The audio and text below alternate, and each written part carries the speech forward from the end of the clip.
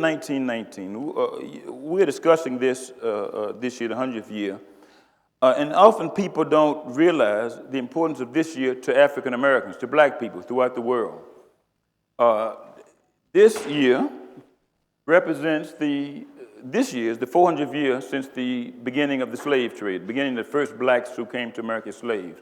1919 represented the 100th year, the 300th year. And so this year they've been memorials about the bringing of the first blacks kidnapped from Africa, brought to the American shores, raped, pillaged for generations. So this year represents that, but also the 100th year since the anniversary of the 1919 events in Washington, D.C. Indeed, it was an important year throughout the world. B.I. Lenin, Vladimir Ilyich Lenin, is calling for revolution throughout the world. The Russian Revolution, 1917, November 1917. And it started with the Menshevik Revolution of February, the Bolshevik. And then he took the slogan, Karl Marx, as you all know, and whether you like Marx or not, no educated person should ever leave a university unless they've read his manifesto, because it offers a view of economics, nothing more. Workers of the world unite, said Marx. You have nothing to lose but your chains. Lenin adapted it. Workers of the world and peasants unite. And I say this because this was a call for people of all classes to come and to fight for their own independence. Whether or not you believed in that particular man or not, it's not important. What is the idea? And there were general strikes throughout the world, fighting for industrial democracy. They were peasants who seized land in Spain, and nationalist movement grew. And one reason nationalist movement grew was because so many colonials had gone and fought in the First War. Cameroon, Mali, Martinique, all of those fought with the French battalions. And so did certain blacks go. Even when whites in American units did not want them, blacks went and fought with the French and won the Croix de Guerre and many others. We'll talk about that. All these events, and there are riots. Generally, when people think about riots, for some reason they think it's black folks. It is the exactly wrong notion. Most riots were caused by white people.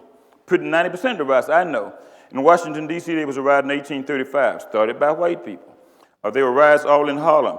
The difference was in about 1960, some of the riots were started by blacks because of the killing of Dr. King. But there were riots all over in 1919.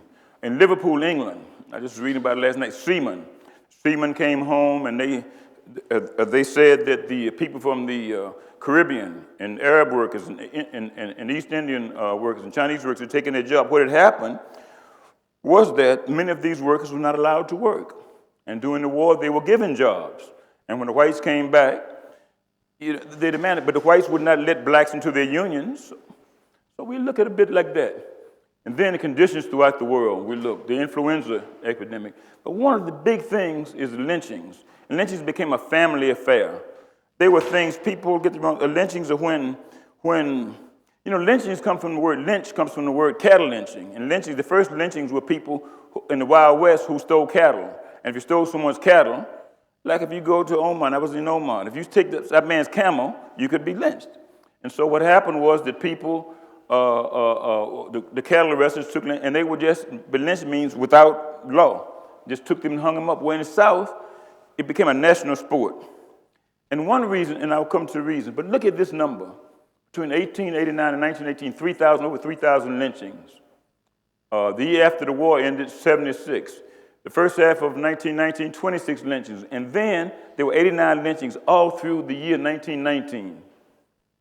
We'll get up to that. Then there were events happening in Washington. This man here, Mitchell Palmer, became the first head of the FBI. He was the predecessor of J. Edgar Hoover. And one reason this organization came into existence was to spy on people. Many things are happening in the United States, and we'll talk about those in a moment.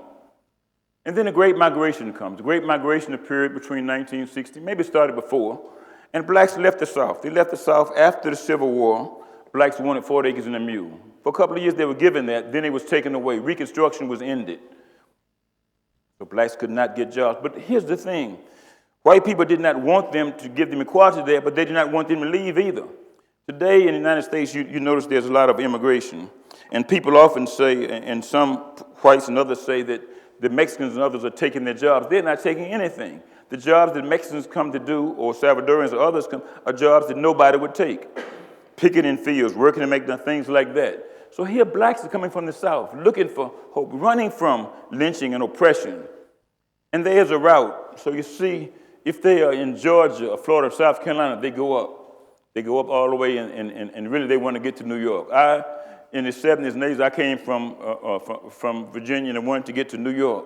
And somehow, I hit Washington and met a lady, married her, and I just couldn't get out. But nobody wants to stay in D.C. It's not a place. You want to get to New York. That's where it's happening. So people would go that route. If you're from Alabama, you go up the route you go up to Chicago and Cleveland, Pittsburgh. You go there because of the mills. If you're from Texas and places like that, you want to get to California, all the way there, because the jobs of the work on the longshore docks and things like that. But internationally, people too. If you're a Czech, chances are you would go to Pittsburgh, or maybe Texas because you work in the glass industry. If you're German and others, you may want to go to Milwaukee, Chicago, because of the industry and iron industry and things like that. And the migration coming, it took millions, 1.5 million people, including people from other places. And many people went up north because they had this new vision, this idea of this concept that we're dealing with, a class called the New Negro, the making of a new man. That Che Guevara talked about, the making of a new human being. They wanted to get away from the hatred and the bigotry of the South, and they knew that if they stayed there, they would be lynched. And lynchings, let me just go back to it for a moment. You take a person who hasn't committed a crime, in most cases. Most people think that lynchings, they lynch because of black men raping white women.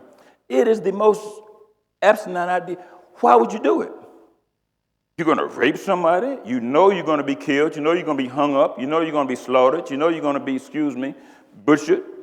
You know you're going to be castrated. You know you're going to be skinned. You know you're going to be burnt. You know you're going to die a miserable death. It just did not happen.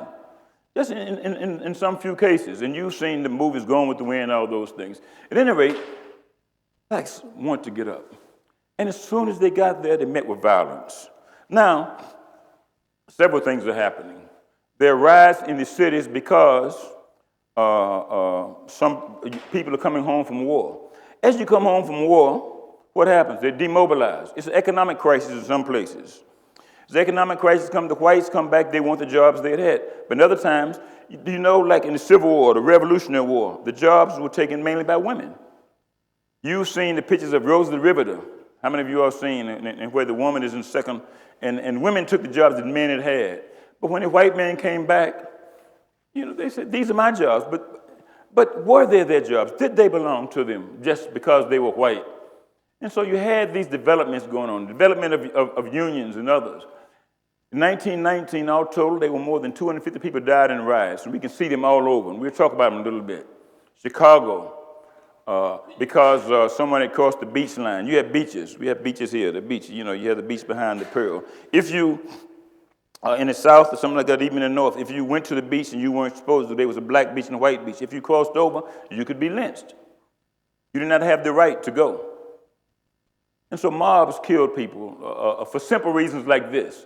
In some cases, they were soldiers who had been mustered out of the army and had their vengeance, and they went and just lynched with uniforms on.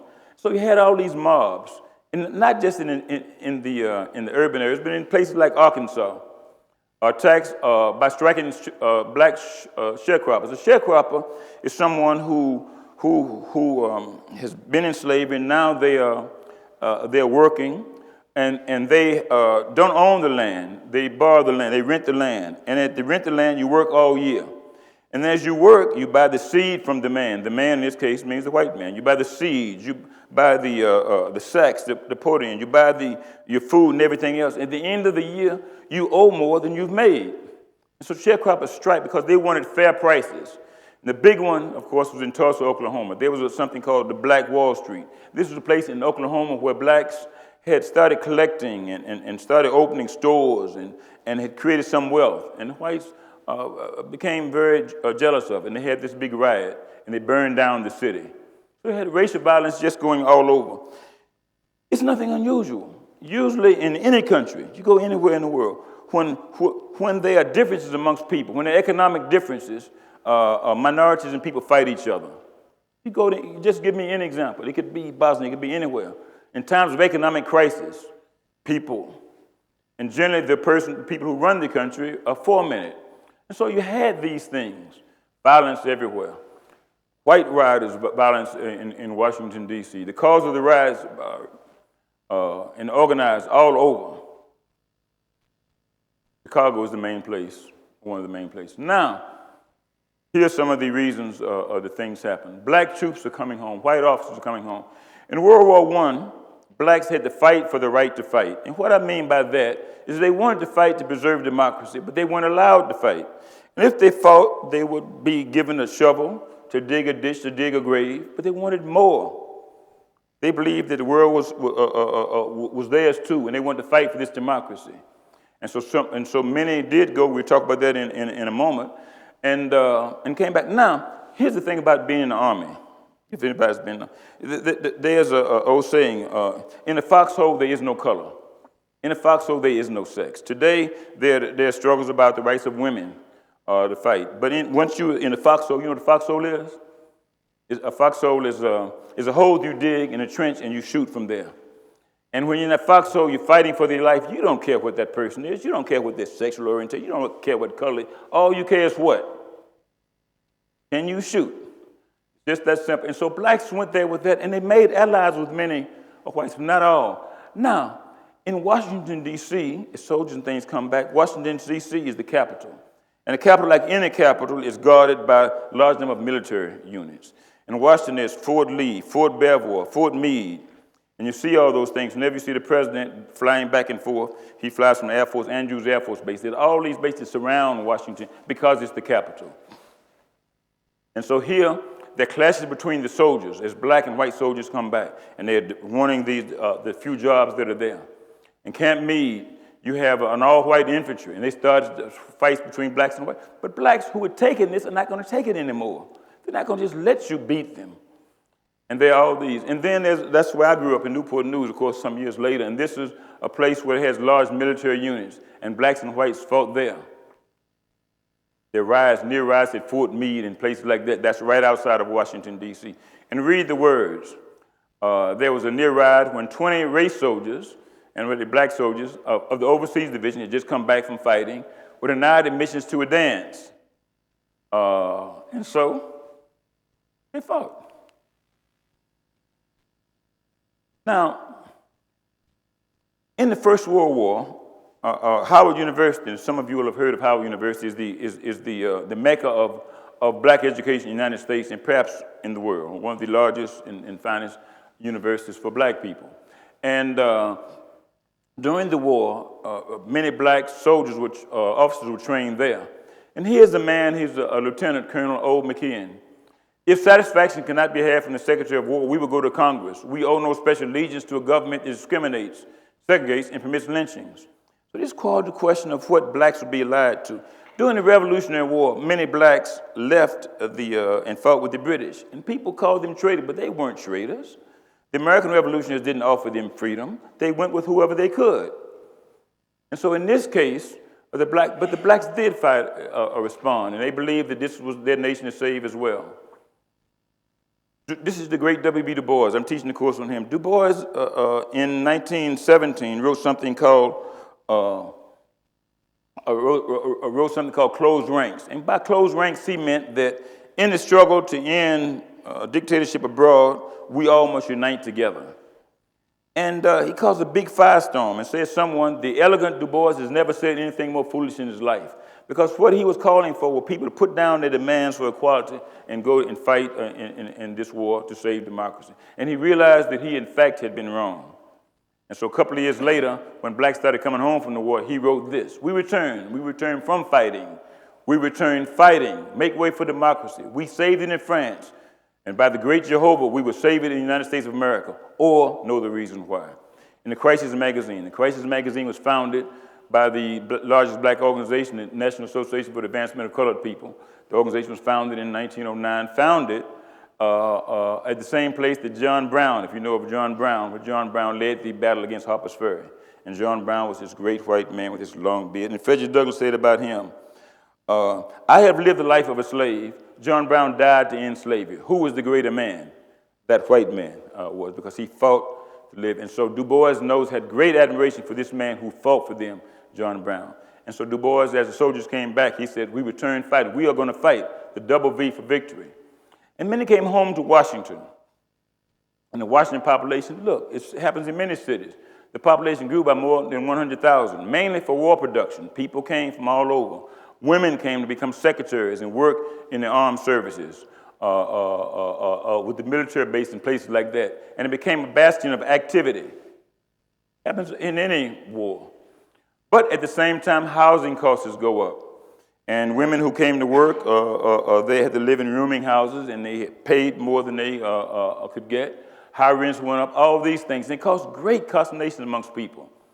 Unemployed white veterans drifting to Washington. They're from California, from Texas or Alabama, someplace like that. But they're mustered out. Mustered out means you take your uniform off. They're mustered out in Washington, D.C.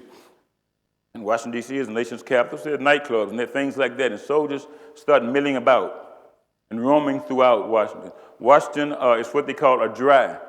A dry means like in Qatar, it's dry. That means you can't drink, but you can buy a permit. It said permission to buy a permit for personal consumption.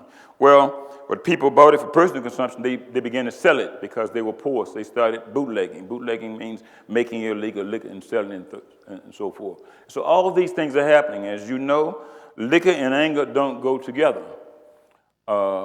If you have a problem, it's just many of you don't drink. If you have a problem, the last thing you do is drink.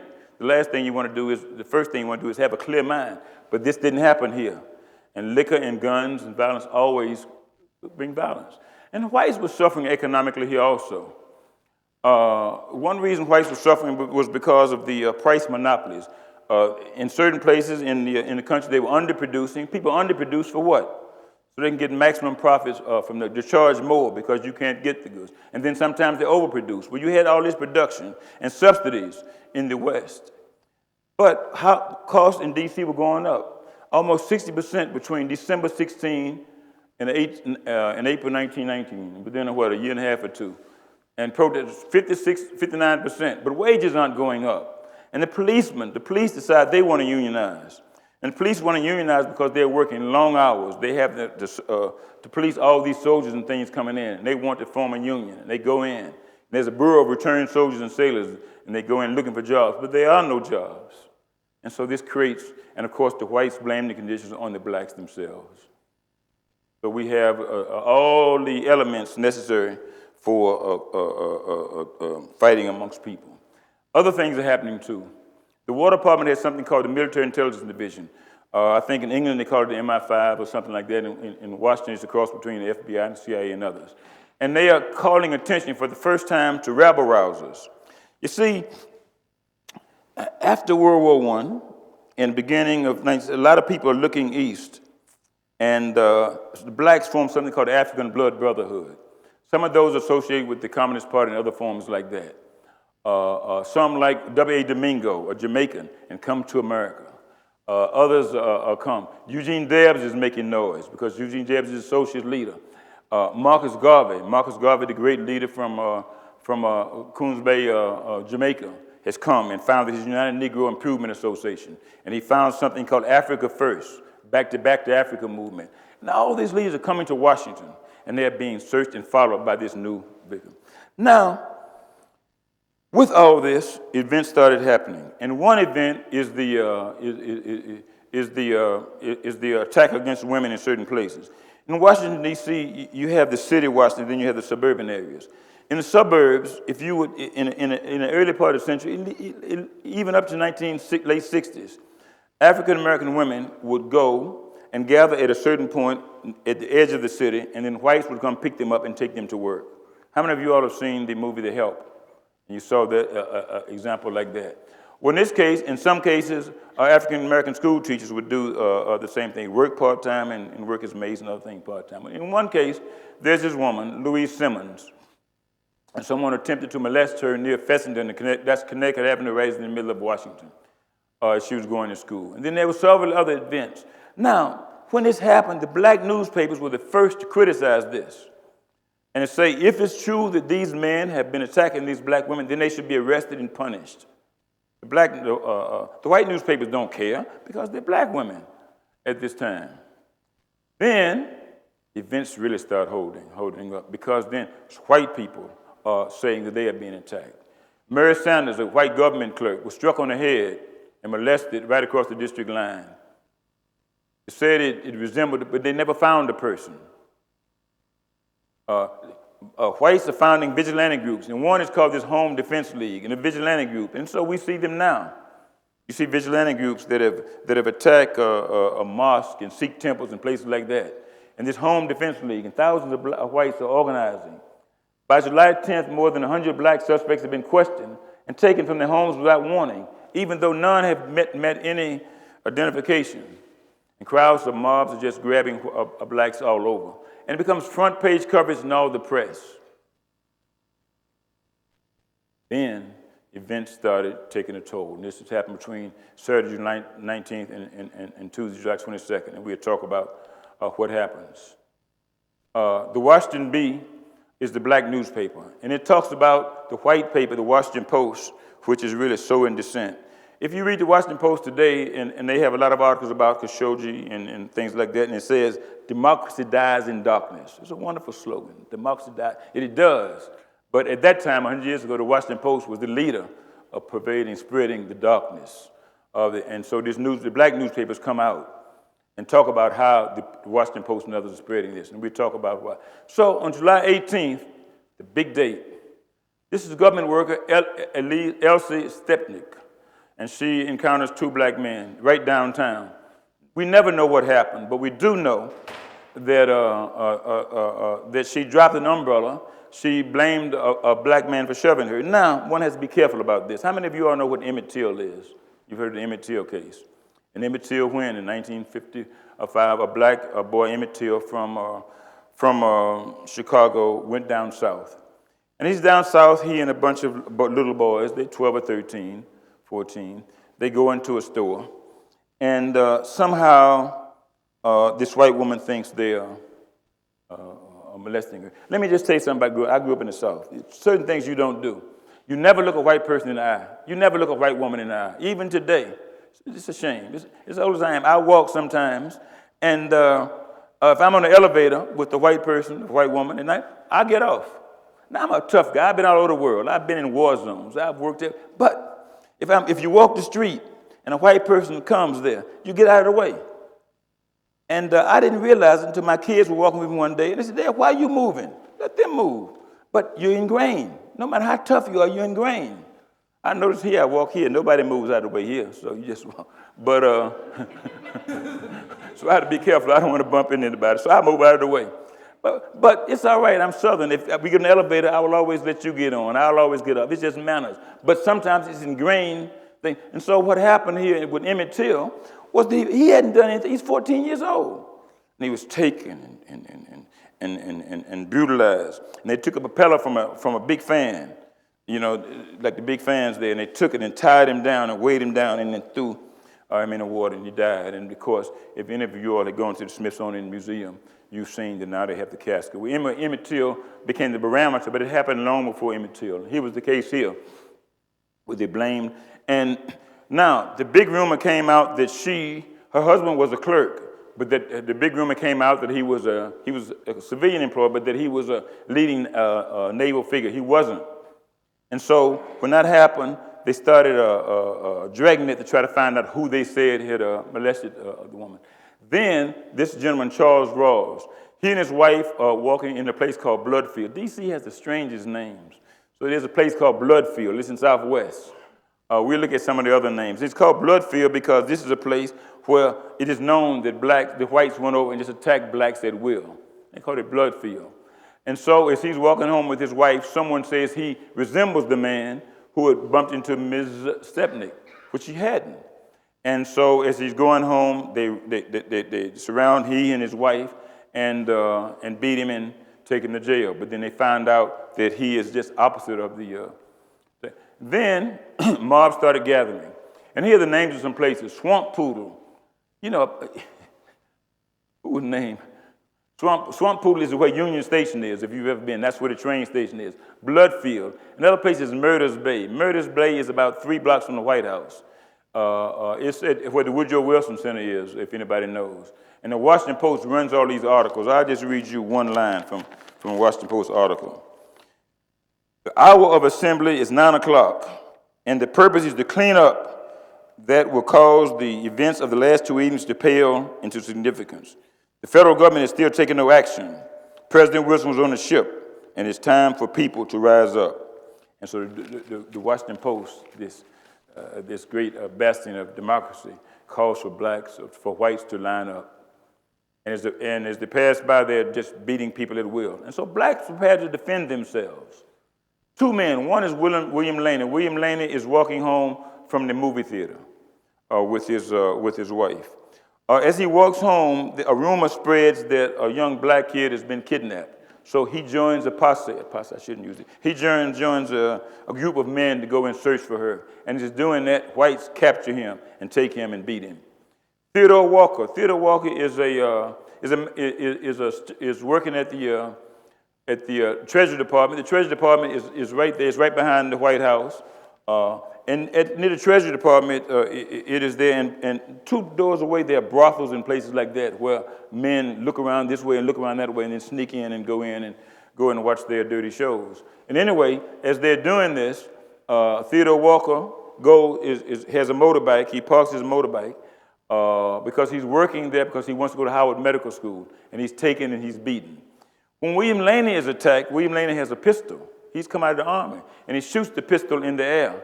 And I don't know what happened, but in the end, a young white man is shot and killed. Laney was defending himself. Walker did the same thing. They act in self-defense, but both are taken to prison and beaten, and the mobs develop. And by mobs, I mean 1,000 people, 1,000 soldiers. All the soldiers are in uniform. When you are demobilized out of the Army, you take your uniforms off and turn them in. But the government allowed them because they didn't have jobs, so they could remain in their civilian uniforms, even though they had been mustered out. And then something tremendous happened. This woman here, Carrie Minor Johnson. This is 220 G Street, which is right around the corner from the Library of Congress, if you've ever been to Washington. It's near Frederick Douglass's first house. It's near the great Madison Library. It's near where Thomas Jefferson's library and everything is. And this young woman, Carrie Johnson, 17-year-old, black woman, and she's in her house along with her father. All of a sudden, policemen break into the door. Break into a door. One police gentleman, I forget his name, goes in. He says to his partner, "Let me go first. I'm older." He's 25. As they go in, the room is dark. They're shot. Now, the officer is shot once here and once there. One officer at first said that she had been shooting out of the window. What we find, if you do modern, I guess, forensics, is that she had been under the bed, and as he reached in there, she shot to defend herself. She knew nothing about guns. She just, probably the first time she ever shot it. As she shot him, he was killed, and his partner ran out. The police come, a mob comes and takes her and her husband, her father, to jail. We'll come back to her in a minute. A trial is had for her. She's represented by the father of Charles Hamilton Houston. Charles Hamilton Houston is the black man who engineered the whole Brown versus Board of Education case. But his father, William Houston, was an attorney. He took her case. It went to court. A jury of white people convicted her not of murder, but of second-degree manslaughter. And then she went to jail. Eventually, it was appealed, and over time, she was released. The black papers wrote nothing about it. The NAACP, the leading papers, and why did they? Black papers were like this. There was a case later on called the Scottsboro Case, where the NAACP was mainly elite blacks. They would take a case, but they would only take a case if they knew they would win a conviction. If they didn't think they could win, they wouldn't take it. And so consequently, many, they only acted when the radicals, when the communists and others started taking the cases. The big case is known as the Scottsboro Case, which was 1933 and 34. which was really a case where 8 or 9 young boys were taken off a train and accused of raping 2 white women. In the end, they found that the white women were prostitutes. They got off the train at the same time as young men. They had been with some young white fellas, and to try to make sure they weren't seen as being ill fit, they blamed black men, even though none of the black men had any thing to do. The NAACP would not defend them, and so it did not defend Carrie Johnson at first because they knew she was in fact, she did shoot a gun to defend herself. And the cases went, and here's a young girl who wrote, 11 years old, who wrote a poem. You have heard about the riot in Washington, D.C. You can't come fooling around and Danny's boys and see. And you can read the poem on others as she writes about this case of even as the black organizations.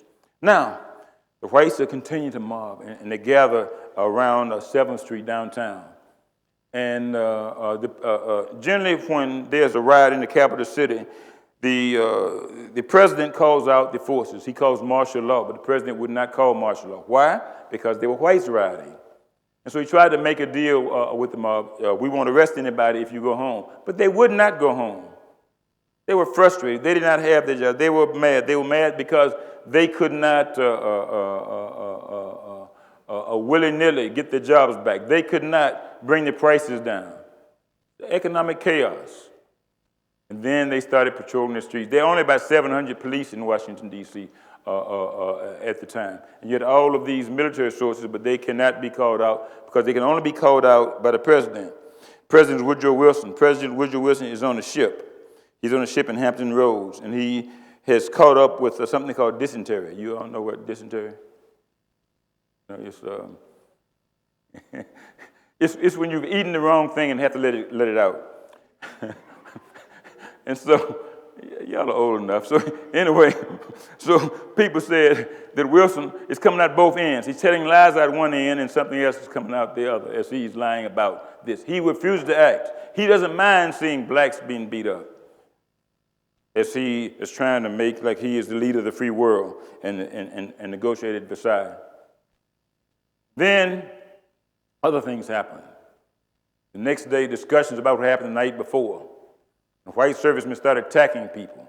Isaac Hayne at 9th and Pennsylvania. Other mobs developed. And all of these around the National Archives, around that area, right downtown, but not far from the Justice Department, right around the corner from the Justice Department, which is just being formed then as the FBI. And as these mobs gather, they just gather in hundreds, attack blacks at will. Police were failed to respond. And so what happens? All over the papers, serious rioting taking place, everywhere you go. Then Uptown. Uptown is where black people live. Uptown is going towards Howard University. I live far uptown, it's that way. Downtown would be near the Capitol, places like that. Uptown would be where blacks live. And the residents started gathering. And blacks said, now many of the blacks there are veterans, which means they know how to shoot guns, and many have guns. Don't fool yourself. People can have guns, but doesn't mean they have they want to shoot them. People have guns to defend themselves. I once volunteered in prison, and the prisoners would say, man, if I were out there, I wouldn't take that. I'd create a revolution. No, you wouldn't. You in jail. You in jail for shooting a black man, not a white man. So you're just talking. So you could have the weapons, but it doesn't mean that necessarily you want to use those to attack someone. They had the weapons to defend themselves. They didn't go out into someone else's neighborhood. They stayed there, and if someone came to their neighborhood, they would defend themselves. It was only right. And so as the mob started coming, blacks started lining up. And I don't know if you know anything about bigotry, and I've seen plenty of it. Generally, when a person calls you a name, it could be an N or something like that, they're walking away. I've been called it many times, but generally when somebody calls it to me, they're walking away, unless they have a pistol. And then, I walk away. But in certain cases, it becomes difficult. Now, I grew up in the movement, so everybody's seen certain things happen. But generally, the whites did, and they only got courage with that bottle and with that gun. Today, and I don't know if you all know, if you watch the United States, we have the fight for everybody to have a gun. In the United States today, you can go to church. You can go to the bar and get drunk.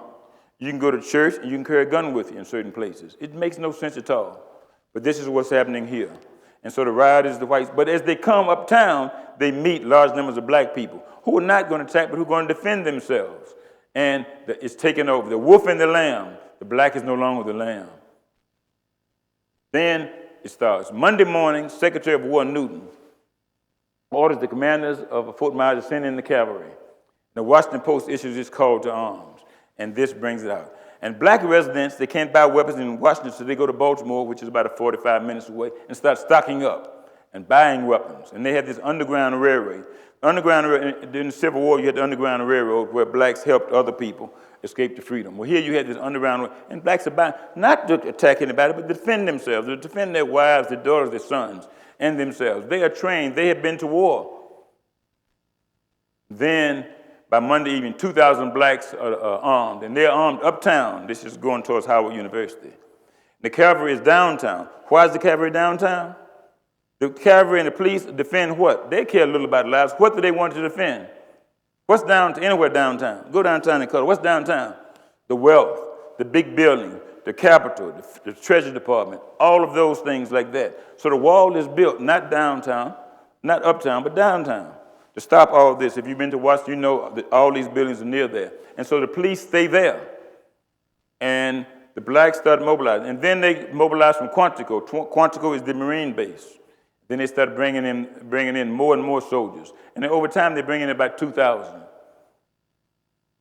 Then the fights develop at 6 and T up in the house, and patrolmen are shot. So they're killings.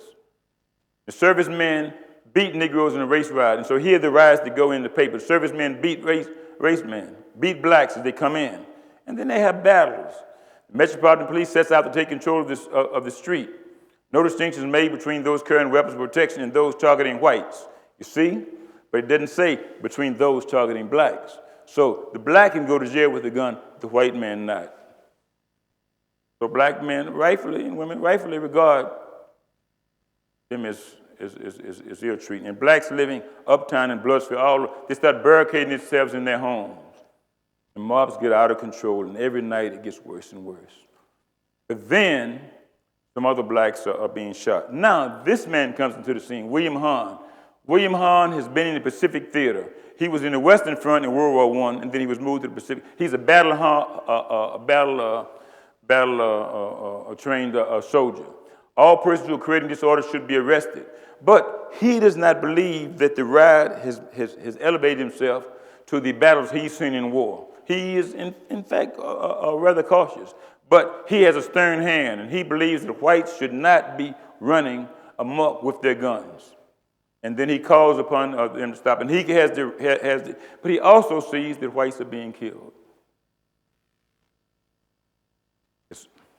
Now, in comes this man, James Weldon Johnson. James Weldon Johnson, I don't know if anyone knows, but he's the man who wrote the song, wrote the Black National Anthem, Lift Every Voice and Sing. And he arrives at a train station. As he comes on the train station, everybody knows him because he's the top leader of black people. W.B. Du Bois founds the NAACP, but Du Bois doesn't have the temperament. Du Bois does not work well with a lot of people. Du Bois is this great intellect who's used to telling people. But Johnson is a bit different. He has been a diplomat, and he's a poet and a songwriter. So he comes in, and as he comes on the train, he notices something that is quite fascinating to him, that even with all of this, black people are calm. They are not fearful. They're going about their business. They have a serenity about them. A serenity only comes when you're confident that you can take care of yourself. And he's seen this, and he writes about this. I feel that they mark the turning point in the psychology of the whole nation regarding the Negro problem. For him, this is the turning point in black people in this country, because no longer will they accept this beating down and wanting and the women rape things. They're organizing themselves.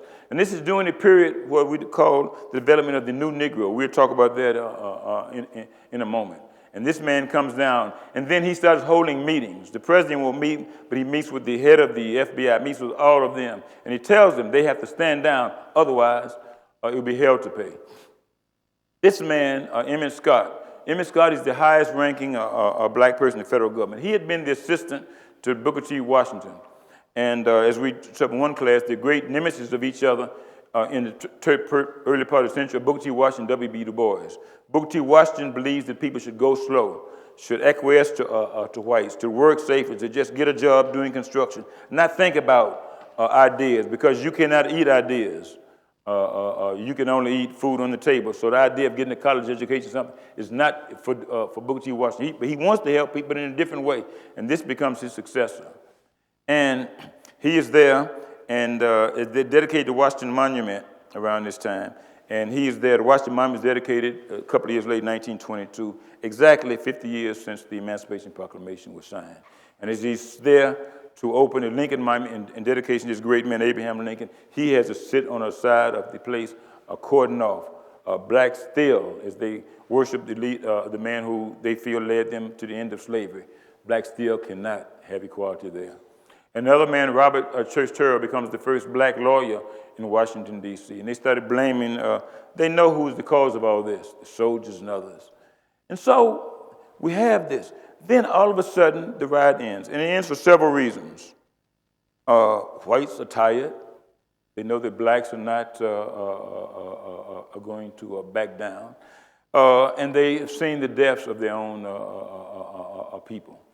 Everything takes its toll. It had been 4 or 5 days. The Metropolitan Police and the Army had come in to quell.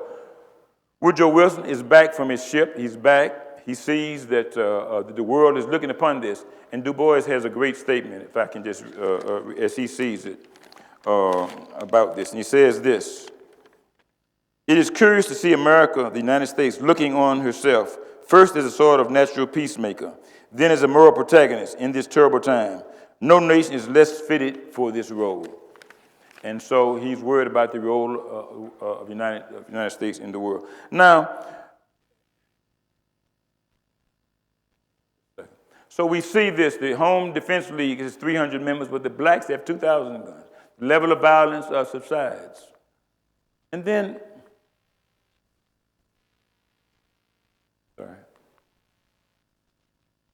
and see, we see the legacy of this. Now, something else happens. African Americans, as they come home, they bring with them ideas of certain other things. And after the riot in 1919, the Pan-African movement developed. The Pan-African movement is founded by W.B. Du Bois, where he brings people from the West Indies, from the Caribbean, and from Africa all together. People from the Caribbean, West Indies, Martinique, and other places, St. Croix. People from who had fought with the French units from Cameroon and Mali and other places, and they would join with this man James Reese Europe. James Reese Europe is from Washington, D.C. He is the creator of modern jazz. One day he's playing in France, and he's playing this tune, and the French people look, and they don't know what it was. They look this way, they can't figure it out. All of a sudden they realize he's playing the jazz de Marseille. And as he plays that, jazz hits the European thing. And it becomes important because this man, James Reese Europe, becomes the company commander of something called the 365th. He becomes the leader of something called the Enfants Perdus, the terrible children, the Harlem Hellfighters. And he brings his spirit back to blacks as they come back after the war. And it creates this period of a new day in Washington, D.C., something we call the Washington Renaissance. The rise of Duke Ellington, of the Howard Theater. Alain Locke is this great writer, and he writes about the literature of blacks and this concept of the new Negro. Washington is still the Negro's heaven. There will be a many moon before Harlem takes its place. And there's this debate between Washington and Harlem about which will be the mecca of new black learning. The rise of this man, Marcus Garvey. Marcus Garvey is this dark-skinned man from Jamaica. As you remember, as I told you, Booker T. Washington and Du Bois fought against each other. Now, Booker T. Washington, Du Bois has a new nemesis, and that's Marcus Garvey. He calls Garvey a little short black man. Garvey calls him a little half-white man. They become very vicious with each other. The African Blood Brotherhood forms, and these are West Indian Marxists who come. Blacks started going all over the world. They go to something called the Meeting of the Peoples of the East, which is in Baku. And there, they meet people for the first time who don't look like them, but who don't look like whites either. And there are people from the colonial places all over the world. And people like George Padmore, who's from Trinidad, goes and finds something called the Profintern. The Profintern is the international movement of trade unionists. And then Sacco Benzetti, the Italian anarchist, come through. All these things are developing at the same time. And out of this war, out of all this, blacks develop a new spirit. And in this, Claude McKay writes this poem, and I won't read it all, but we look. Now, if we look at this, if we must die, it's very interesting how this passed on. In Spain, in the fight against fascism, they had a slogan, no pasaron, they should not pass, by the great La Pasionaria, Dolores Ibarrigo. And she passed that, they should not pass. And then in Second War, another slogan, there's no land beyond the Volga. As the Russian says, you will not come any farther. All of this comes from, they say, from what I read, from this idea, if we must die, let it not be like dogs, hunted and penned in an inglorious spot. Around us bark the mad and hungry dogs, making their mock at our cursed lot. If we must die, oh, let us die nobly, so that our precious blood may not be shed in vain. Then even the monsters we defy shall be constrained to honor us though dead. O kinsmen, we must meet the common foe. Though far outnumbered, let us show us brave, and for the 1,000 blows deal one death blow. What though before us lies the open grave? Like men we'll face the murderous cowardly pack, pressed to the wall, dying but fighting back. This becomes the motto of the African Americans in the midst of 1919. Thank you. I'll take questions. Thank you.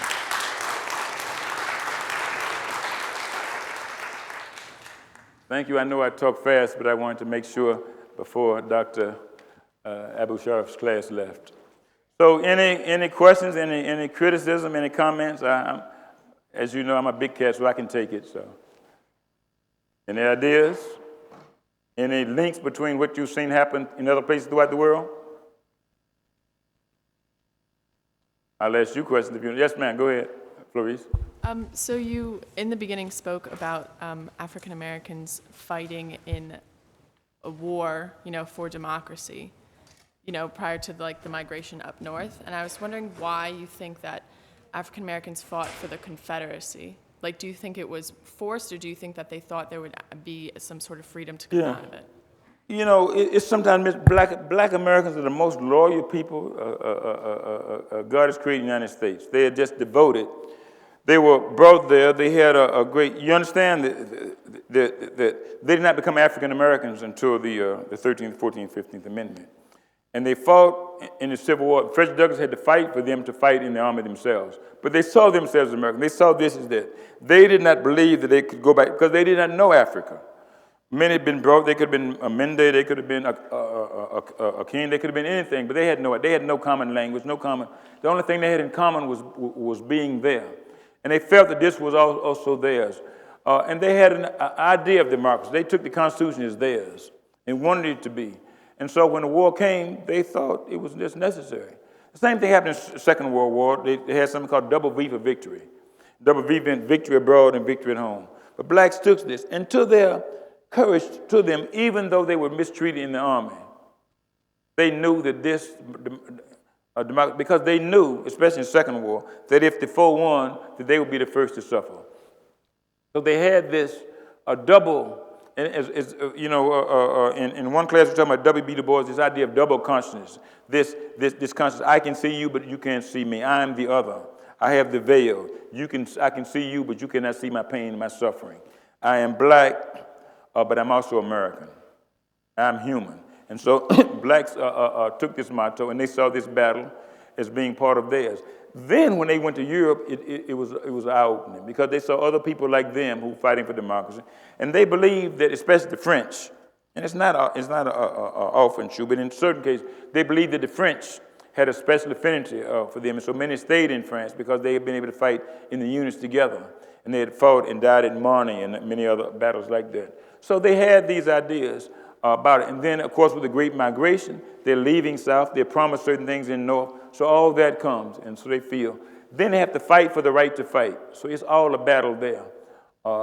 And then there was some criticism because, black men had the right to vote before white women did.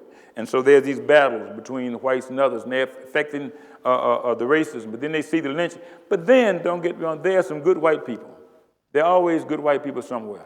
I went to Georgetown because it's a good white man that Brendan and I both studied under, who believed, even though I was old, his name is Collins, that there was some potential in this cat. There's always a good person somewhere.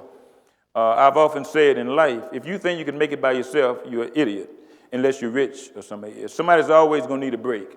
And blacks sought that, and first they saw it in Lincoln, and then they saw it in themselves. as they went to fight. So they adopted this, and Du Bois and others. When Du Bois said close ranks, he realized that when he said stop fighting for democracy and just fight, that he had made a big mistake because the fight for democracy at home was tied in to the fight for democracy abroad. Thank you. Yes, sir.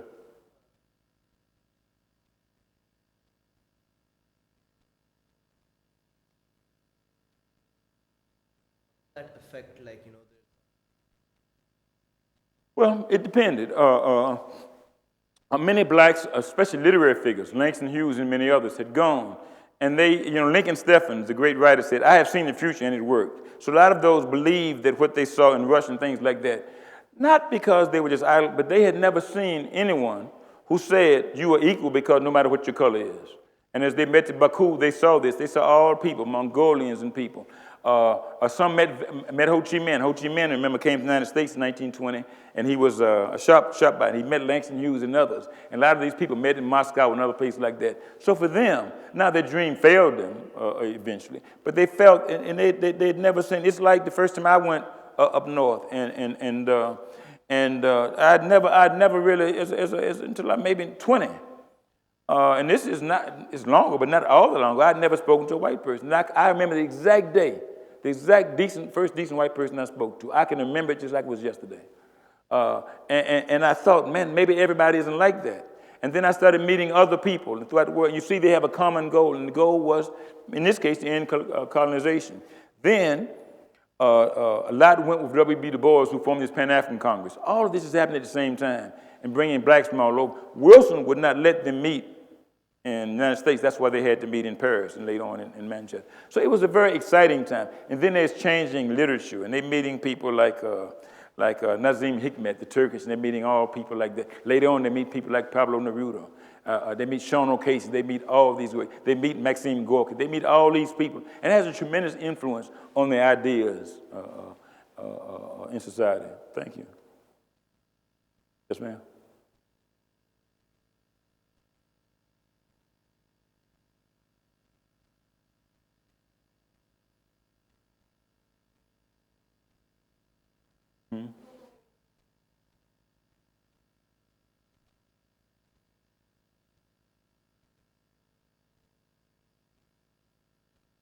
Well, what did Marx say? History repeats that the first time is history, the second time is farce.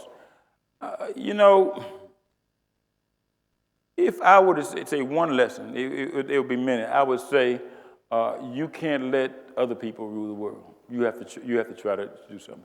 And if you're in my position, you're in the United States. I travel a lot, and not as at least I have traveled. And I travel a lot, and years ago I was ashamed to be American. I was ashamed because of what we had done throughout the world. Ashamed, I guess that's it. But now I'm ashamed because of many reasons, but because of who's running the country.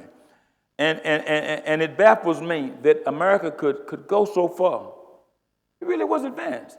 My kids grew up under Obama. And now for them to see the direction that it's going, so the idea, for me, the lesson would be, it doesn't have to be that way. Things can change. But, and it's everybody's interest for it to change. I read about the environment. I read about the rise of disease. I read about, you wonder how long can it last. You read about, when we look about the 20s, we saw the price monopolization. You saw certain companies and how they made prices go up. And then you read now about the pharmaceuticals. I have a son who's 30. He has, since he was about 6, he had juvenile diabetes, which means he had to take type 1 insulin. He's very healthy, plays soccer all over the world, Division I soccer player. He lives in Cuba. But the price of insulin has gone so much, and to make people suffer because of that, the price of inhalers, all these things, the price of, and why? Because certain people can just make so much money, insurance. So we have to do something. So there's one lesson. There's that we must find, and that's why knowledge has become so important. I teach here, and I've had, I have students and things like that, and I can see some take knowledge very seriously, and some don't. And I have no patience with none who don't take knowledge seriously. You do, because education was not given to me.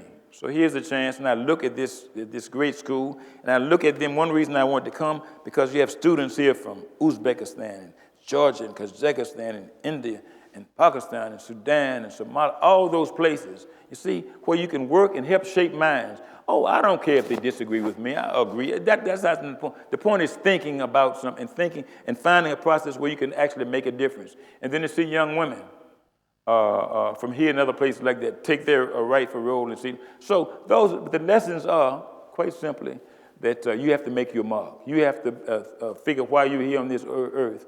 And it's not just for making money, but it's to make the world a better place. Yes, ma'am.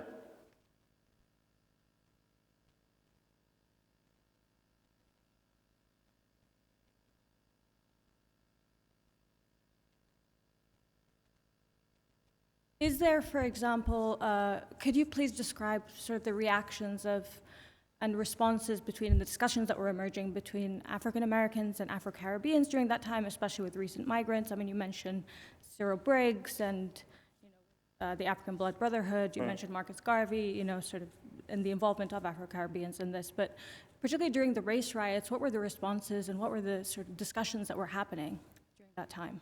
Well, at this time, this is the first migration coming, as you say, Cyril Briggs, W. Domingo, Garvey. And it was a bit different. There were many differences. But understand the West Indies is fairly different than African American. Most people who came from the West Indies or even Africa had a basic classical education. Many had gone off to boarding schools. So even though they were poor, if you go to even some of the colonial places, you go to Ghana, Nigeria now, people have a better educational system.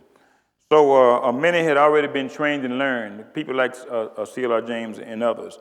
And the blacks like those gentlemen, Hubert Harrison had a unique view because they saw their plight is tied in with the plight of the Americans. So you had these extremely exciting debates. You had it again during the Black Arts Movement in the 60s. Hopefully, we have the movement now, the black movement. Now,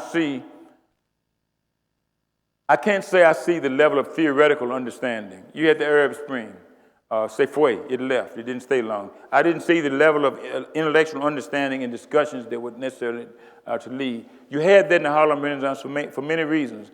Not just because education became the key pivot, and the transmission of ideas amongst people became very important. And white people became involved in it too, and had a decent respect.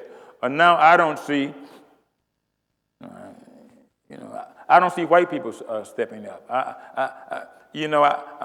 Except in this case of the General Motors strike, because you saw people working together. And by them solving the General Motors strike, by workers' rights, they helped, other people. But I don't see the struggles then to fight against racist manifestations and other things like that. You have certain politicians incoming, and we have very good politicians too, but they're very, very slow to the race question. One day I was talking to one of my colleagues, a very illustrious colleague at Georgetown. We were talking about something, and he said, Maurice, is always about race? And I said, I'm sorry, but it is. If you're a black man, it is. I teach at Georgetown. I'm there. There are very few like me. The racism, I could count it take it with a knife. And what do? You just go into your office, you put your head down, you cry, and then you get up and never let anybody know that you're the least bit bothered. People say, why are black folks so angry? And I say, they aren't angry. If they were angry, they wouldn't take this crap. Just wouldn't take it. So you have all this. So you have the Black Lives Matter, but it's not based in a theoretical understanding of society. You did have that and then in New Negro Movement, you had many different differences we talked about in class. Some people believe that one should abandon all the mores and ideas of the Old South, the folklore, the folkways. Some didn't. Du Bois was a part of the New Negro Movement. You could not imagine W.B. Du Bois sitting down listening to Louis Armstrong. But he could listen to Dvorak or Schubert or something like that. But there were differences, and those differences were what allowed, they were growing. And then, I know you studied Africa, there was a great love of what's happening in Africa, especially with Du Bois and many others. And they founded the Council of African Americans, and then the great Paul Robeson. Yeah, the great Paul, I don't know if you know, but Paul Robeson was a man who came up from the South, from Princeton, New Jersey, learned to speak 24 languages and dialects, became one of the greatest singers of all time. Was in Shakespeare's Othello for the longest run, the Royal Albert Theater. but traveled the world speaking about democracy. Went to Republican Spain, went to Ireland, and sang to the coal miners. Went to Canada and did the same thing. Went and sang at the Russian front in German, in Russian. Went and sang to the Germans. See, we had great international, because at the root of it, one has to see the world as being part of there, and so the local and the national must be the same. But it all comes out of, and when I say knowledge, you know, people, I live in Washington, D.C. It breaks my heart because half of the African-American men drop out of high school. Half, fully half. To get a job now in Washington, D.C., you need a good job, you need a master's degree. Blacks are dropping out of high school. So they would never be able to even get the jobs. And so in the city where I live at, the city that founded this new Negro Movement, blacks are being forced out because they can't afford to, and because they lack the basic skills and basic knowledge. So it all goes back to, in the end, to the education of people. Any other disagreements? Somebody must disagree with something. Well, thank you for coming. I appreciate it. Thank you.